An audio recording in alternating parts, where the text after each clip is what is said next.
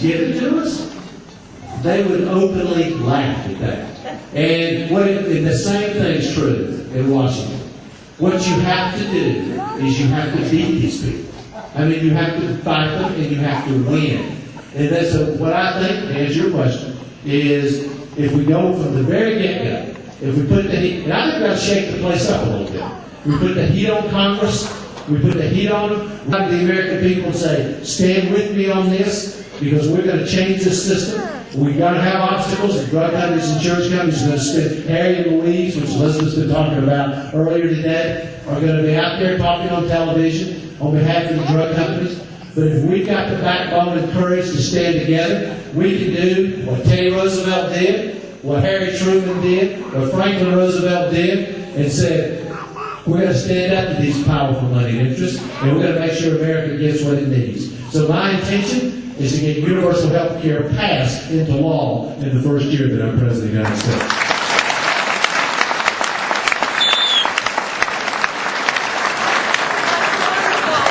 What is your number one priority? Question is, on foreign policy, what's your number one priority? Number one is to end the war in Iraq. But I didn't explain what I would do in general. First of all, there's been devastation wreaked on America's ability to lead in the world. And Bush has done all this damage. The things you have to do are reverse the bad and actually do some good. Reversing the bad. In the war, close Guantanamo, which is a national embarrassment. Stop the illegal, and I use that word intentionally, illegal spying on the American people. No more ambition or secret prison. You know, and I have to say, I bet a lot of you have the same reaction. Can you believe that in America we're having a debate about what kind of torture is permissible?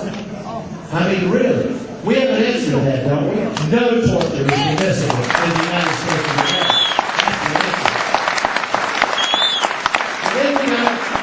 Reverse the bad, we've got to actually do some good. What I will do as president is speak to the rest of the world, not just the leaders. The way great American presidents have in the past. John Kennedy is a great example with his famous I am a Berliner speech. But the world needs to hear from the president about who we are. They have a completely distorted vision of that now. What they need to hear is we believe in equality in America. We believe in diversity. And we respect people who grow up in different cultures, different faith beliefs, different ethnicities. That's America. That's who we are. That's at the core of who we are. And then we've got to actually do some good in the world by leading on stopping the genocide in Darfur, by doing something about educating kids in the world who don't have any education, stopping the spread of disease, simple things like sanitation, clean drinking water, economic development, stopping the spread of HIV/AIDS. These are all things that America, because what happens is, if we do those things, what happens is you've got an entire new generation of young people in the world sitting on the fence right now. And on one side is Bin Laden and Al-Qaeda, and on the other side is America. And the question is, which way will they go? That depends on us. If we are belligerent and abusive and arrogant and only care about American power and expansion of our power, we will, as sure as I'm standing here, drive them in the other direction. But if they see us as the light, the country that's the source of hope and opportunity, that's trying to actually make their lives better, it will pull them to us like a magnet. America needs to be that light again. And I will do everything in my power as president to make us that light.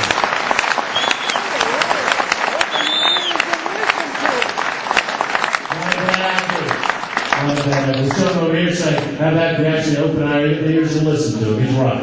Right there. Yes, sir. With the beer.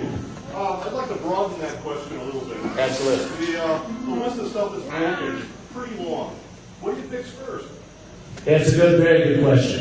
Good priority question. What he's asking is, the list of things that are broken is long. What's first? Two things are first. That's I will cheat a little bit. Three things are first. I think the three things that have to be done, they have to be done. With this vein, you get somebody who can walk and chew gum at the same time, so a few things are not impossible.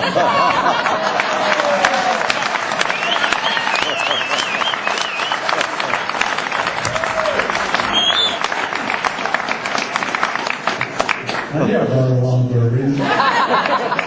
She's been quieter than I'm usual, I have to say. Three things. I will end the war in the first year that I'm president. Second, healthcare. I just talked about this gentleman over here. Our healthcare system is dysfunctional. I mean, completely dysfunctional. And we have to deal with it. And then third, we're going to dramatically alter our trade policy in America so that we don't continue to bleed American jobs the way we are today. I mean, those are the three things. That doesn't mean that I wouldn't start the process of getting America off its addiction to oil, which I think is hugely important. But that obviously will not be accomplished in the first year. I bet this gentleman right here.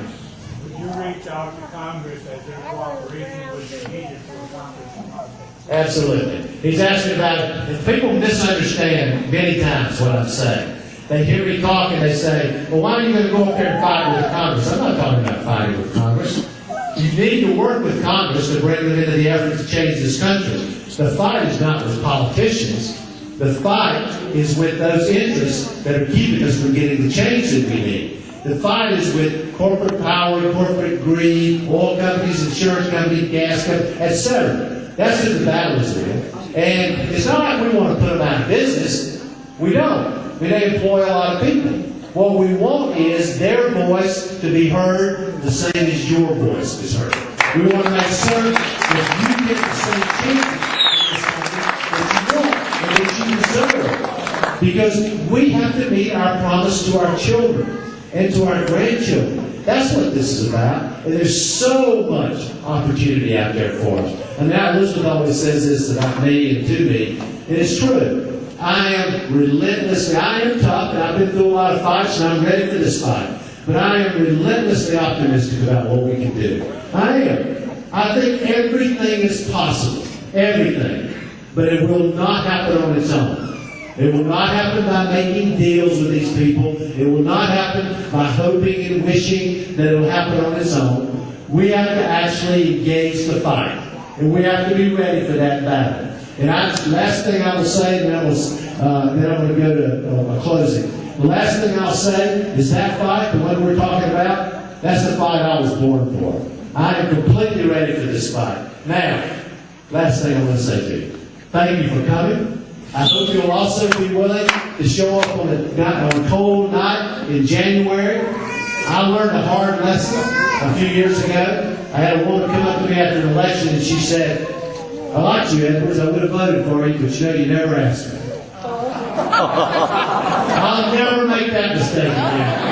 I am asking you to caucus for me. I am asking you to show up on January 3rd. I am asking you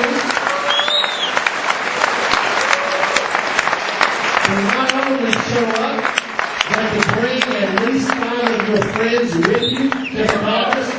You know, how about a little early dinner and you go to the caucus?